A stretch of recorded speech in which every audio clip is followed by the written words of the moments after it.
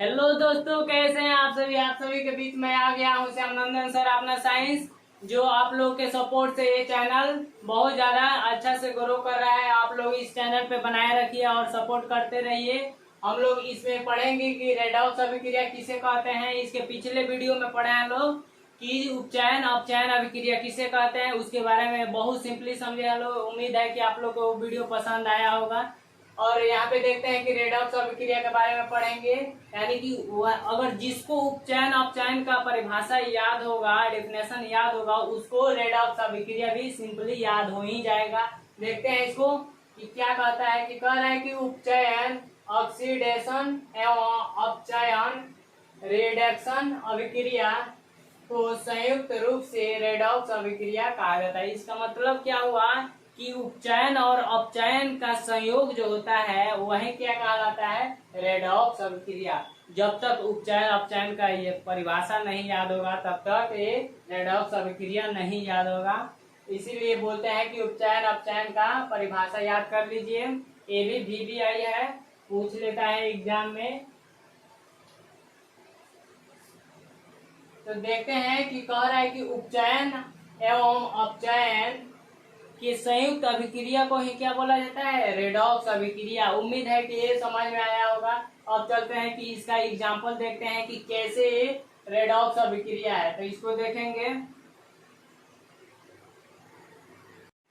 हाँ दोस्तों, अब देखेंगे कि इसको रेडॉक्स अभिक्रिया कैसे उपचयन एवं अपचयन अभिक्रिया के संयोग जब होता है, संयुक्त मिलता है तो कैसे बन जाता है रेडॉक्स अभिक्रिया। यहाँ पे देखेंगे, यानी कि कहता है कि यहाँ पे कि रेडक्शन को जोड़ेंगे, रेडक्शन को जोड़ेंगे और ऑक्सीडेशन को जोड़ेंगे, ऑक्सीडेशन को जोड़ेंगे तब क्या बनेगा, रेडॉक्स अभिक्रिया। कैसे बनेगा कि रेडक्शन का 3 अक्षर यहाँ पे लेंगे, 3 अक्षर देखिए यहाँ पे, यहाँ से समझिएगा। यहाँ पे RED लेंगे शुरुआती, प्लस ऑक्स लेंगे, पहला लिए RED यहाँ पे होगा, उसके बाद से ऑक्स लिए इसका ऑक्स। तो ये दोनों क्रिया करके क्या बना लिए, रेडॉक्स।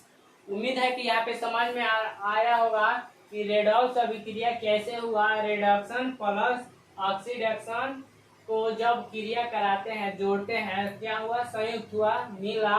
तो इसका पहला अक्षर निकला RED, इसका पहला निकला OX। दोनों ये मिल करके क्या बना लिया, रेडॉक्स बना लिया। इसी को बोलते हैं रेडॉक्स अभिक्रिया। और इसका एक और है इसका नाम, जिसको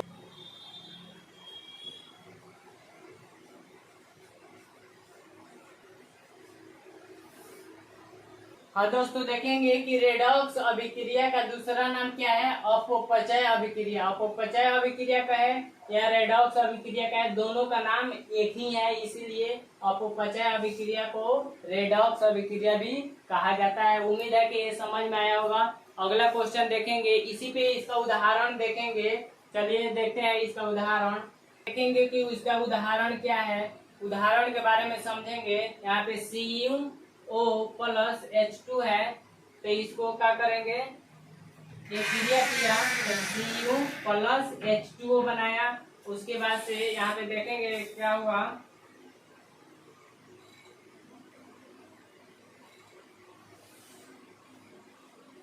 ये हुआ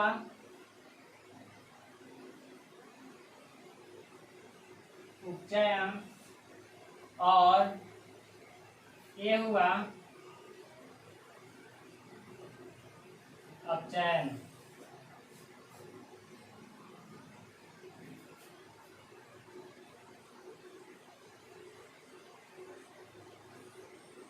ये CuO प्लस H2 क्रिया किया, दोनों क्रिया किया तो क्या हुआ, O से क्या हुआ, Cu बाहर निकल गया, O से हट गया, यानी कि ये O जो है ऑक्सीजन H2 में जाके जुड़ गया।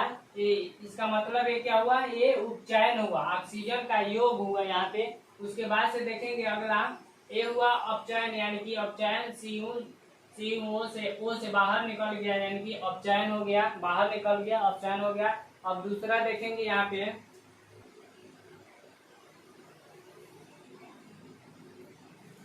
ऑक्सीजन का यहाँ पे ऑक्सीजन का संयोग हुआ।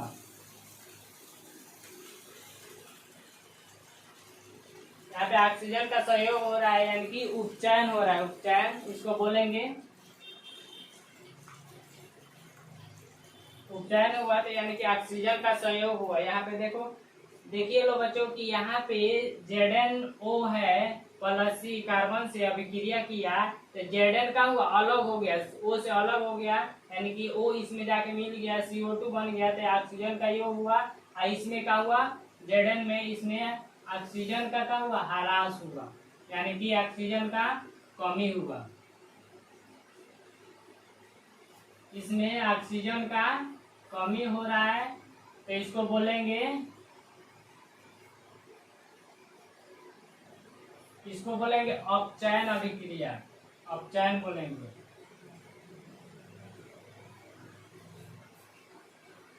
उम्मीद है कि ये समझ में आया होगा। यहाँ पर फिर से एक बार और समझाता हूँ।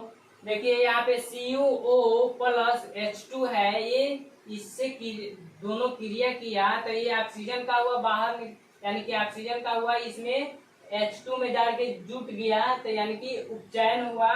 और ये ऑक्सीजन से Cu बाहर हुआ तो अपचयन हुआ। यहाँ पे देखेंगे ZnO प्लस C दोनों क्रिया किया तो O जाके इससे बाहर हो गया, इससे बाहर हो गया तो यानी कि उपचयन हो गया। ऑक्सीजन का योग हो रहा है, इसमें कार्बन में जाके मिल रहा है, ऑक्सीजन का संयोग हो रहा है, इसको योग भी बोल सकते हैं।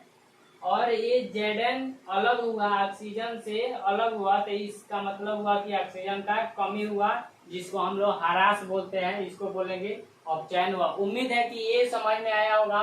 चलते हैं अगले टॉपिक, संक्षारण अभिक्रिया किसे कहते हैं उसके बारे में हम लोग पढ़ेंगे। अगला क्वेश्चन चलते हैं। और दोस्तों देखेंगे कि संचारण अभिक्रिया किसे कहते हैं। ये बहुत ज्यादा इजी और हमारे दैनिक में हमेशा इसका प्रयोग होता है संचारण का, आप लोग भी जानते होंगे। चलिए उसको याद दिलाते हैं, कहाँ आप लोग जानते हैं। संचारण अभिक्रिया किसे कहते हैं इसको हम लोग जानेंगे। क्या है संचारण? संचारण वह रासायनिक प्रक्रिया है जिसमें धातुएं वायु, नमी या अम्ल से अभिक्रिया कर और क्षारीय पदार्थों का निर्माण करती है, तब उसे संचारण अभिक्रिया कहते हैं। समझ में नहीं आया, चलिए हम समझाते हैं कि संचारण क्या है। कह रहा है कि परिभाषा में संचारण अभिक्रिया किसे कहते हैं, ये हुआ क्वेश्चन। और इसका परिभाषा और संचारण वह रासायनिक प्रक्रिया है जिसके कारण धातुएं वायु, नमी से क्रिया कर, नमी अम्ल से अभिक्रिया कर और क्षारीय पदार्थ का निर्माण करती है। और क्षारीय पदार्थ का मतलब हुआ कि खराब पदार्थ का निर्माण करती है, उसे ही बोलते हैं संचारण अभिक्रिया।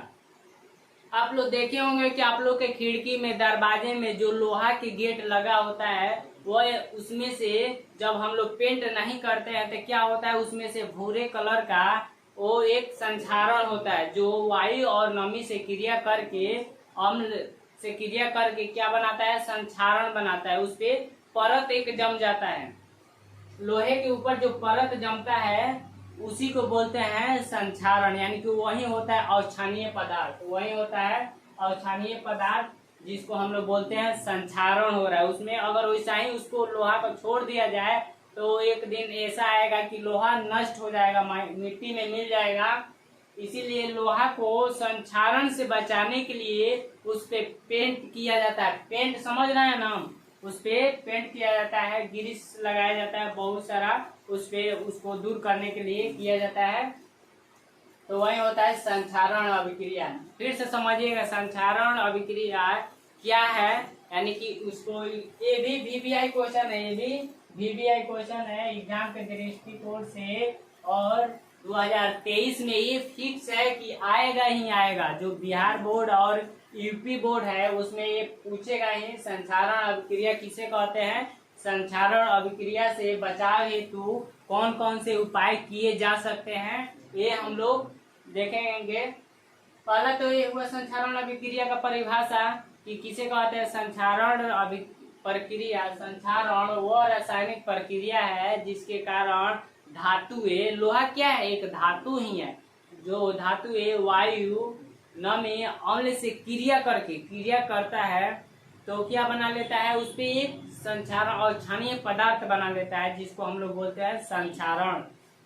यानी कि जो लोहा की वस्तुएं होती है, लोहा, उस पे एक जंग लग जाता है, जंग। अगर उसको हम वैसा ही छोड़ देंगे तो वैसा ही नष्ट हो जाएगा, जंग से नष्ट हो जाएगा। इसीलिए उसको बचाने के लिए हम लोग क्या करते हैं, उसको पेंट करते हैं। पेंट समझ रहे हैं ना, पेंट करते हैं ताकि वो संक्षारण न हो और सुरक्षित रहे और लंबी समय तक बनी रहे। ये हुआ संक्षारण अभिक्रिया की परिभाषा है। उम्मीद है कि ये समझ में आया होगा। और एक और इसी में टॉपिक पूछता है कि संक्षारण अभिक्रिया को बचाव हेतु क्या क्या उपाय किया जा सकता है।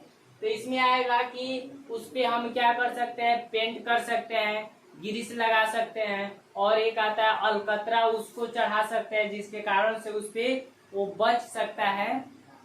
उस पे तेल लगा सकते हैं, जिसके कारण से वो क्या होता है कि यानी कि वायु से वो संपर्क टूट जाता है, नमी से संपर्क टूट जाता है, अम्ल से संपर्क टूट जाता है, तो वो क्या करता है, क्रिया नहीं करता है, जिसके कारण से वो लंबी समय तक बनी रहता है। इसीलिए हम उसको बोलते हैं संक्षारण अभिक्रिया। ये उम्मीद है कि आप लोग के समझ में आया होगा। अगला क्वेश्चन देखते हैं। ये बहुत वेरी वेरी इंपॉर्टेंट क्वेश्चन है, इसको नोट कर लीजिएगा और उम्मीद है कि ये क्वेश्चन समझ में आया होगा। अगला क्वेश्चन देखते हैं दोस्तों कि विकृत गंधीयता किसे कहते हैं। हेलो दोस्तों, अब देखेंगे कि विकृत गंधीयता किसे कहते हैं, विकृत गंधीयता क्या है, इसके बारे में पढ़ेंगे। सिंपल क्वेश्चन इसमें पूछा है कि विकृत गंधीयता, ये भी बोर्ड के दृष्टि से बहुत इंपॉर्टेंट है, इसको भी VVI लगाइए। ये भी एग्जाम में बार बार बल्कि अनेक बार पूछता है, ये भी बहुत ज्यादा इम्पोर्टेंट है। कैसे पूछता है, बोलता है क्वेश्चन कि विकृत गंधीयता किसे कहते हैं या विकृत गंधीयता से आप क्या समझते हैं। तो देखते हैं कि हम लोग क्या समझते हैं। कह रहा है कि परिभाषा में वसा तथा तेल से बने खाद्य पदार्थों में उपचयन की क्रिया के कारण अरुचिकर गंध और स्वाद का उत्पन्न होना विकृत गंधीयता कहलाता है। अब समझेंगे कि विकृत गंधीयता होता क्या है। शब्द से ही पता चल रहा है कि विकृत गंधीयता, विकृत मतलब बहुत खराब और गंधीयता मतलब गंध निकलना। जैसे में बहुत खराब गंध निकलता है, तो कब निकलता है, जैसे में हम लोग खाना बनाते हैं 2-4 दिन तक छोड़ देते हैं वैसा ही, तो उसमें से इतना अरुचिकर गंध यानी कि बहुत खराब गंध निकलता है जो हम लोग सूंघ नहीं सकते उसको, वो हुआ। उसके बाद से कचड़े जो फेंकते हैं लोग कचड़े, तो उसमें भी बहुत ज्यादा गंध होता है, जिसके कारण से हम लोग के गंदगी फैलती है, उसी को बोलते हैं विकृत गंधीयता। तो कह रहे हैं कि कैसे फैलता है, वसा तथा तेल से बने खाद्य पदार्थों में, वसा और तेल से बने खाना पकाते हैं तो उसमें वसा भी होता है, तेल भी होता है, तो उसी को बोलते हैं वसा तथा तेल से बने खाद्य पदार्थों में उपचयन की क्रिया। उसमें क्या होता है, उपचयन होता है, उसमें भी क्रिया होता है, पकता है खाना तो उसमें क्रिया होता है। उपचयन के क्रिया के कारण अरुचिकर गंध, क्रिया होता है, उपचयन होता है, तो अरुचिकर गंध यानी कि बहुत खराब गंध निकलता है, उसी को बोलते हैं अरुचिकर गंध और स्वाद का उत्पन्न होना। उसमें इतना खराब सुगंध निकलता है, इतना खराब स्वाद होता है, उसी को बोलते हैं विकृत गंधीयता। ये कैसे होता है, अब उसको कैसे दूर किया जाएगा ये भी आप लोग के बताएंगे। तो इसका परिभाषा विकृत गंधीयता के ये हो गया, वसा तथा तेल से बने खाद्य पदार्थों में उपचयन की क्रिया के कारण अरुचिकर गंध का उत्पन्न होना ही क्या कहलाता है, गंध और स्वाद का उत्पन्न होना ही क्या कहलाता है, विकृत गंधीयता। अब इसको बचाव के लिए क्या करेंगे, खाना हम लोग पकाते हैं उसको खा लिए और उसको क्या करेंगे, वसा तथा तेल से उसको क्या करेंगे, हवा से संपर्क तोड़ देंगे। तो कहाँ पे रखेंगे, तो फ्रिज में रखेंगे, जिसके कारण वहाँ पे हवा का संपर्क टूट जाएगा, जिसके कारण से वो क्रिया नहीं कर पाएगा। तो क्या रहेगा, खाना 2-3 दिन तक आराम से रह सकता है, उसमें कोई खराब होने का चांस नहीं रहेगा। उसी को बोलते हैं विकृत गंधीयता से बचाव हेतु क्या क्या उपाय कर सकते हैं। तो फ्रिज में रखेंगे, धूप से बचाएंगे, खाना को धूप में नहीं रखेंगे, कोई भी चीज को धूप में नहीं रखेंगे, उसको अच्छे तरह से पका के फ्रिज में डाल देंगे, जिससे वो बच सकता है, गंदगी वो नहीं फैलाएगा। ये हुआ विकृत गंधीयता की परिभाषा। उम्मीद है कि ये समझ में आया होगा। और समझ में आया होगा तो कमेंट करिए, नहीं समझ में आया होगा तभी कमेंट करिए, फिर बताएंगे। जब तक आप लोग के समझ में नहीं आएगा जब तक ले बताएंगे। धैर्य रखिए दोस्तों, आप लोग के बिहार बोर्ड और यूपी बोर्ड में बहुत जबरदस्त नंबर आने वाला है। जुड़े रहिए अपने साइंस से। अगला क्वेश्चन देखते हैं, चलिए। हेलो दोस्तों, फिर बताएंगे कि दहन क्या होता है। ये रासायनिक अभिक्रिया और समीकरण के फर्स्ट चैप्टर जो है, ये इसका लास्ट क्वेश्चन है। यहाँ पे अंत होता है। और जिस बच्चों को जिस क्वेश्चन में दिक्कत होगा वो कमेंट करेंगे, नहीं आएगा तो हम बताएंगे। अगर कोई दिक्कत होगा तो कमेंट करके पूछ लीजिएगा। इसके बाद से अगले चैप्टर में चलेंगे। यहाँ पे यही समाप्त होता है कि दहन किसे कहते हैं। इस चैप्टर का लास्ट क्वेश्चन है कि दहन क्या है। दहन का अर्थ होता है जलना। आप लोग भी जानते हैं कि जलना यानी कि कोई भी पदार्थ जलता है उसको बोलते हैं दहन। यानी कि जो पदार्थ जलता है उसको बोलते हैं ज्वलनशील पदार्थ, जो पदार्थ नहीं जलता है उसको बोलते हैं अदहनशील पदार्थ। चलिए बताते हैं कि दहनशील पदार्थ किसे कहते हैं, अदहनशील पदार्थ किसे कहते हैं। दहनशील पदार्थ का मतलब होता है जो आसानी से जल जाए। ज्वलनशील पदार्थ जो आसानी से जल जाए उसको बोलते हैं ज्वलनशील पदार्थ, यानी कि जो आसानी से जल जाता है। एग्जाम्पल में मोमबत्ती जल जाता है, यहाँ पे बनाया है फिगर उसका, मोमबत्ती जल जाता है। और जो पेपर ओपर जल जाता है, आसानी से जल जाता है। उसके बाद से बहुत सारा सूखा लकड़ी भी जल जाता है। ये क्या है, ये ज्वलनशील पदार्थ है जो आसानी से जल जाता है। अदहनशील यानी कि अज्वलनशील पदार्थ, इसका मतलब हुआ कि जो आसानी से नहीं जलता है। जैसे में ईंट, पत्थर और भीगा हुआ लकड़ी, ये बहुत कठिन से जलता है, उसको बोलेंगे अदहनशील पदार्थ यानी कि अज्वलनशील पदार्थ। ये समझ में आ गया होगा। उम्मीद है कि आप लोग इसमें कोई दिक्कत नहीं है। अगला देखेंगे कि दहन के आवश्यक शर्तें। अब तो ये समझ गए अज्वलनशील पदार्थ, ज्वलनशील पदार्थ क्या होता है, दहन क्या होता है, इतना तो फिक्स है कि आप लोग को समझ में आ गया होगा। अब देखेंगे दहन की कुछ शर्तें भी होती है कि उसमें क्या क्या होना चाहिए, क्या क्या नहीं होना चाहिए। यहाँ पे लिखे हैं कि दहन की आवश्यक शर्तें, ये क्या क्या है। दहनशील पदार्थ की उपस्थिति, यानी कि दहनशील कहने का मतलब हुआ कि वो आसानी से जल जाए, जलने लायक हो, उसको बोलते हैं दहनशील पदार्थ की उपस्थिति होना चाहिए। उसके बाद से सेकंड नंबर में लिखे हैं दहन के पोषक पदार्थ की उपस्थिति।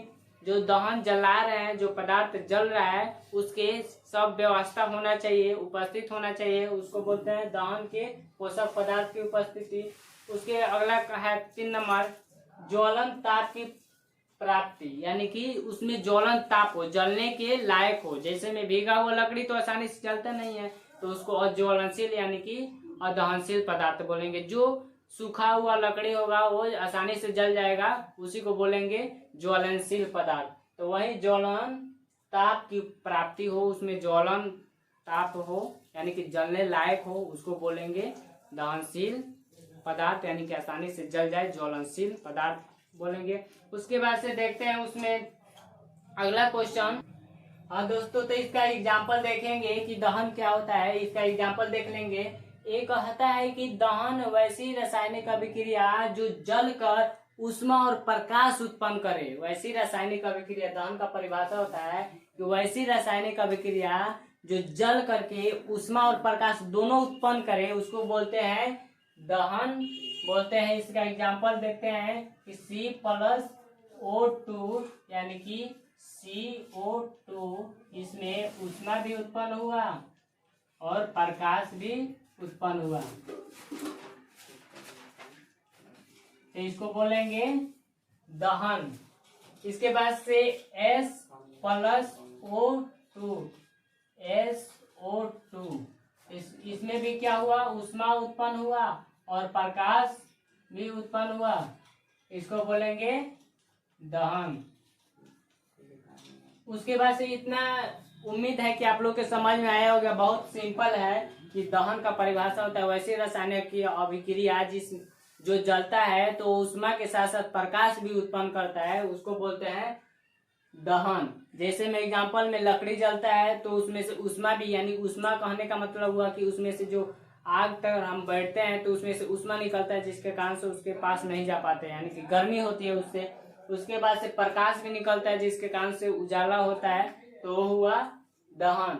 H+O2 SO2 उष्मा भी देता है, प्रकाश भी देता है, जलता है। तो इतना समझ में आ गया होगा। अब देखते हैं कि ये जो मोमबत्ती है, मोमबत्ती के कितने भाग होते हैं उसके बारे में चर्चा करेंगे। मोमबत्ती तो अक्सर आप लोग देखबे करते हैं, दीपावली करीब आ रहा है उसमें भी आप लोग देखबे करेंगे कि मोमबत्ती, ये जान जाइए कि मोमबत्ती में कितना भाग होता है। दीपावली में इसका प्रयोग करिएगा और देखिएगा भी कि कितना भाग होता है। सबसे ऊपर वाले भाग जो होता है, जो लौ निकलता है, मोमबत्ती एक क्या है, पदार्थ है, वो जलता है तो उसमें से ज्वलन ताप निकलता है, जो ज्वाला निकलता है, आग की तरह ज्वाला निकलता है, यही होता है ज्वाला यानी कि आग।